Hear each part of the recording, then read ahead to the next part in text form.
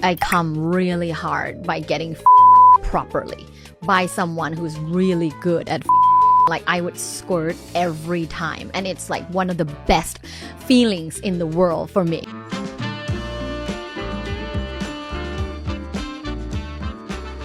Dr. Tara joins me today. She is a tenured professor of relational and sexual communication and quantitative research, that's a mouthful, at Cal State Fullerton. She received her tenure at 33. She's an award-winning researcher, a TV sexpert on celebsco dating, a columnist with Women's Health. She has her own column, Sex Floor with Dr. Tara. She's the host of a podcast. She's the new co-host of Loveline, and in her spare time, she does articles and various other commentary. Thank you for being here, Dr. Tara. I'm so excited. Are you having an orgasmic day? Absolutely. It's getting even better right now. I love that I enter the chat and you're having a more orgasmic day. I love that. That's why I'm here. Too bad I can't touch you. Just kidding. All right. So I want to start this conversation with a quote from you. This is actually for the audience. This is the first line, I think, because I listened to your book, but I believe this was the first line in the book, just to give you a taste of our guest today. It's 8 a.m. on Monday, and it's the perfect time for an orgasm. I grab my vibrator because if you want to start the day off right with those natural endorphins, you've got to get one in first thing in the morning. I'm a big fan of masturbation. How empowering is it that we can make ourselves come? 2 minutes later, my legs tense up and my clit is pulsing with a fantastic orgasm. Oh my God. Yes. I love how you talk about it so openly and without any shame. And I'm super curious how you went from growing up in this very conservative world in Thailand to where you are today, which is quite the polar opposite. Yeah, I mean, it's such a long journey, but I was born and raised in Bangkok, Thailand. For people who have never visited, they might think of Thailand as a very sexual place because of movies, the portrayal of Thai culture based on Hollywood films. But that is Hollywood, baby. It's portraying sex tourism in Thailand.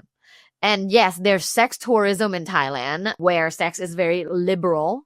And you can see it and people can go to a place and have sex. But that's reserved for foreigners. It's not for Thai people. Thai culture is very, very conservative and very sexually repressed, especially for women. So that's how I grew up. Like, that's the context. I also went to an all-girls Catholic school. Wow. The majority religion in Thailand, a clash of Buddhism and Catholicism, and also went to an all-girls school. So a couple of my first sexual explorations were actually with girls because that's what we did. We dated other girls. And then I went to high school in Finland. It was so cold. My nipples were hard most of the time. And not for a good reason. No. Well, although I did have my first boyfriend there because it was my first time going to school with boys, because up till then I was always with girls, and that was my first time seeing boys in a co-ed school. And so that was my first, eye opener, because I realized like, oh wow, the world is so big and there's so many different cultural practices, so many different beliefs and so many different norms in various society, because now I'm so far away from home and people did not care about nudity. Did you know that people in Scandinavia go to saunas naked? I did not know that, but I know they're much more permissive. For sure. And I actually saw that firsthand. Like just a few days after I arrived, I went to the sauna with this host family that hosted me, and everyone was naked going into the sauna. The mother, the father, the grandparents, everyone. So that was a huge culture shock, but it was really good for me because I came from such a repressed culture to a culture where they didn't care at all about nudity. They don't sexualize bodies. And it was very liberating because bodies are just bodies. Bodies serve various functions and they're not just to be sexualized. So that was really cool experience. And then I moved to the United States to pursue higher education. So I did my master's and my PhD here in the United States and loved it. Loved every moment of my education in America. Loved getting to know a lot of different people from various cultures because America, especially in big cities, it's so diverse. And in grad school, I studied relationships. I studied romantic relationships. My very first published research paper was on strategies for successful long distance relationships. Oh, I got to read that one. But I started studying human relationships because I've always been fascinated by relationships. But while I started studying relationships, I learned one cool thing about sex. I learned that at some point in your life, regardless of your racial background, gender, how much money you make, who you voted for, what your religion is, regardless of all of that, you will experience a sex problem at some point in your life. And that was my light bulb moment of like, oh, wow, why not be a solution to such a big universal problem? I'll never lose my job because there's always a sex problem. So, yeah, I just wanted to contribute to a solution, just be a solution to such a big problem in the world that everyone can relate to. So that's when I started focusing more on sexuality. At the same time, this was when I finished my PhD. I got my dream job at Cal State Fullerton. When I started teaching at Cal State Fullerton, which is now 9 years ago, I also was with my now ex-husband. And the marriage wasn't going well. I was teaching in my classroom about communication strategies in romantic relationships, how to have a fulfilling sex life, yada, yada. It felt so disconnected because my personal life wasn't that. I was talking the talk, not walking the walk. So there were a lot of cognitive dissonance that I was experiencing, a lot of shame, actually. Then I went through the big D, not the big D that we like. That came later. That came later. I went through divorce, which to me was very shameful at the time. Now I realize it's a huge opportunity to understand people around the world better because 50% of people are divorced. Right. So after working on myself rigorously, I met my now husband, Brent, who we are super in sync and we have the best communication. We talk about everything. We're also in an ethical non-monogamy. So, communication is inevitable. You have to communicate about everything all the time. We just have an amazing marriage. I'm so grateful. We've been together now 6 years and it's been an incredible ride. But yeah, from the very beginning, born and raised in Thailand to where I am now, a professor at Cal State Fullerton, and also just having all these opportunities, like, doing my social media and blowing it up to millions of followers. With that came a lot of media opportunities. And that's how I got to be on reality TV show. Now I've been on 2 shows and I'm making a 3rd show. And then, my column with magazines, the radio show. So yeah, that's my journey. And here I am.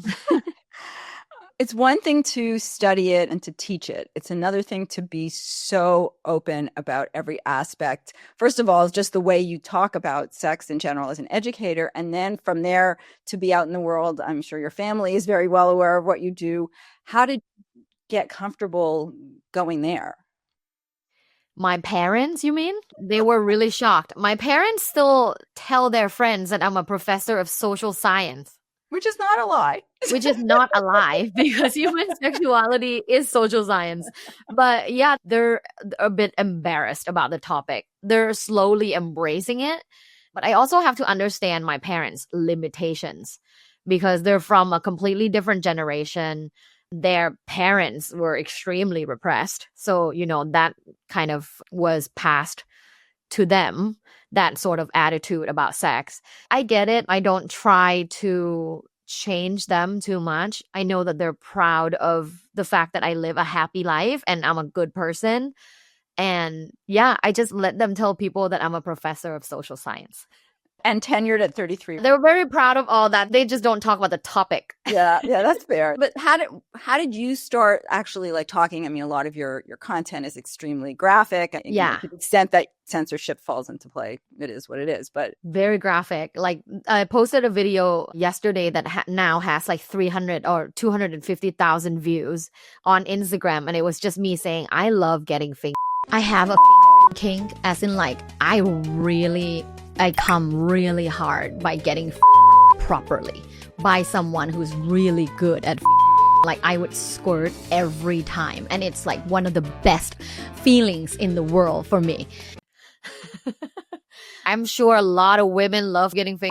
I just said that out loud and people were like, oh my God. I think to be upfront the way I am, to be like upfront, graphic, and funny is the only way to be for me, because that's who I am in real life. And I want it to be authentic. If I wasn't authentic, it would come off and people can feel it. And if people feel it, they don't believe in the message. Yeah. Yeah, that's very, very much who I am as well. And it's interesting because I started this, I'm 62, so I started this a little over 2 years ago. Yeah. Super young, by the way. Thank you. Thank you. So I'm more of your parents' generation, although I grew up in North America. My mom, who was a trailblazer in her day, was an Eastern European immigrant, actually went back and got her master's in psychology and did a stint on sex education. There's a photograph on my website with me reading this book from 1966 about how to please your wife or something. Wow, I love that. She never talked to me about it. So how can we start to get more comfortable, number one, with the conversation, and number two, especially because a lot of us in midlife are suffering from lack of sex drive, lack of sex life, hiatus from sex for many, many years, or getting back out into the dating world, and we don't know how to manage all this. Mm-hmm. I would recommend exposure therapy. Exposure therapy works so well. You know, you just have to stick to it. But you can expose yourself through your various senses. You can read books that are sex positive. You can try my book, How Do You Like It? A Guide for Getting What You Want in Bed, or any other books. There are so many great sexuality books out there. You can listen. So you can listen to this podcast. You can listen to my podcast, Love Bites. There are so many other sexuality podcasts as well. I love Sex and Psychology with Dr. Justin Lehmiller. And then my friend Nicoletta, who's a therapist, also has a podcast called Sluts and Scholars, which is always really interesting. It's about sexual exploration. So you can read, you can listen, and then you can touch. So I highly recommend mindful masturbation. Masturbation is a great way to stay sexually active, regardless of whether or not you have a partner or where your partner is in their life. You know, masturbation is one way to take initiative to take care of your own sexual wellness. So through touch, you can do mindful masturbation. And then through mindfulness, I would recommend sexual meditation. So sexual meditation is similar to regular meditation, but it focuses on sexual thoughts and sexual feelings and sensations in the body. And this can be done quietly. Like you can just think of the last time you had a really good sexual encounter and think about it as you take deep breaths and meditate. Or you can use guided meditation, right? Like audio clips that are guided sexual meditation. I have a few free ones on YouTube. If you want to go to YouTube, you can search sexual meditation, Dr. Tara. It will come up. There I have a few different ones. And you can just pick one, close your eyes, take deep breaths, and follow the directions. So that's one way to practice sexual mindfulness and feel more comfortable about sex. You talk a lot in your book about communication, which is the key to every happy relationship, regardless of the topic. What are some tips for couples who have not had that conversation in a very long time to try to start to bring that back into their relationship? Yeah, the media mention method works really, really well. I like that. Yeah, the media mention method. But basically, the media mention method removes the responsibility of the conversation from what you want to like, oh, this is what I've heard. What do you think? So basically, you can say, I was listening to this podcast, Taboo to Truth, and they were talking about this thing, and I find it so fascinating. Have you ever heard of it? What do you think? That's a good way to start a dialogue. Because again, if you want to try something or if you have feedback to give, but you have never talked about sex before, it's kind of odd to all of a sudden say, I want us to go on a sex cruise. Right? Or I want to start using a vibrator. It's not something that you can do because then your partner will get startled and they might think something's wrong. And they might think you're blaming them because people get so defensive when you talk about sex. Instead, you just say, oh, I heard about this. on a podcast, or I saw this article, I came across this post on social media. Heard about it on a podcast is typically the most like general one. I heard about it on a podcast. What do you think? That's a good dialogue starter. And then, your partner can be like, but what is it? Or they can be like, oh, I've heard of that. Well, maybe something we can try. And then you can have a conversation. I find that a lot of people will be very shut down, even though it's like, I don't want to hear about it. But then I think you plant a seed and then it becomes something that can start to maybe manifest into something. Yeah. I mean, I guess if you say, for example, I was listening to a podcast today and they were talking about using a vibrator together during sex. What do you think? Just, putting it out there. I think this is a good start, a good conversation starter. And then whether or not two people take initiative to like actually go to a store and pick up a toy or go online and order one, that's different. And that it just depends on what kind of relationship you have. Because if you're in a relationship where your partner is very generous and open-minded, then they might go, you know what? Like, I'll just get one for you for Christmas. Right? But if you're in a relationship where your partner tends to be a bit close-minded or scared, then that's a bit harder of a conversation to have. Let's sort of shift away from toys and go a little to the next level. So we're in a long marriage, we're happy, the sex is boring. Now we want to find other ways to spice it up. Mm-hmm. Give me some ideas. So in my book, I talk a lot extensively about erotic solutions. There are so many sexual activities out there that are creative and playful and fun, and some easy, some a bit more challenging for couples to try that don't involve penetration. So I've heard this a lot from my clients that are 50 and above saying sometimes I just want to like cuddle and feel sexually connected with my partner without having penetrative sex. And I said, I get it. I hear you. And that's why that sort of inspired me to write a whole chapter about sexless marriage. Here are erotic solutions to fix your sexless marriage. And they are sexual activities that don't involve penetration, including things like, we are just getting started. Part 2 is coming, and trust me, you'll want to hear this. If you love this conversation, make sure to subscribe on YouTube and follow Taboo to Truth wherever you get your podcasts.